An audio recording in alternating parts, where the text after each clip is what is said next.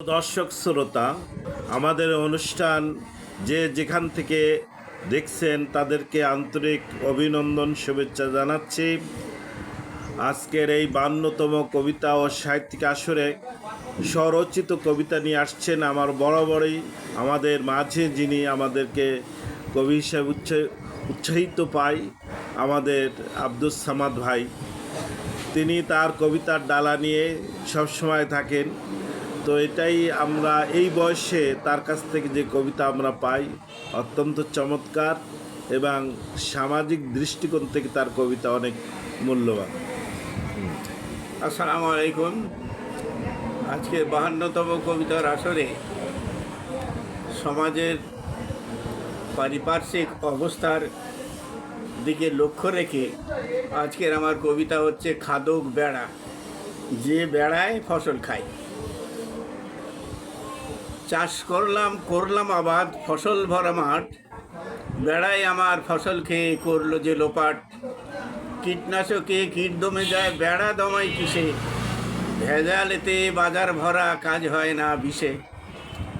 অনেক দামি বেড়া বটে বিলেত থেকে আনা, রক্ষক শেষে ভক্ষক হবে তা ছিল না জানা। রাস্তা খেলো, বাজার খেলো, খেলো ধানের গোলা, এমন করে চললে শেষে উঠবে কাঁধে ঝোলা। বিদ্যে গেল কোচিং ঘরে, বাণিজ্যে গেল বই, বিদ্যালয়ে গুনলে বেতন, বিদ্যে পাবে কই। পাসপোর্ট হয় টাকার খেলা, টাকায় নড়ে চড়ে, হাসপাতালে রোগী এলে বিপদ হয়ে পড়ে।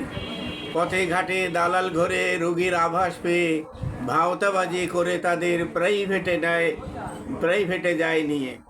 কোর্ট কাছারি, ভূমি অফিস, পৌরসভার ইট, জোকের মতো রক্ত চষে, এই কথাটি ঠিক। খাদ্য বিভাগ, শিক্ষা অফিস এই লিস্টে পড়ে, রেল চলে আর উড়োজাহাজ এমনি করি ওড়ে।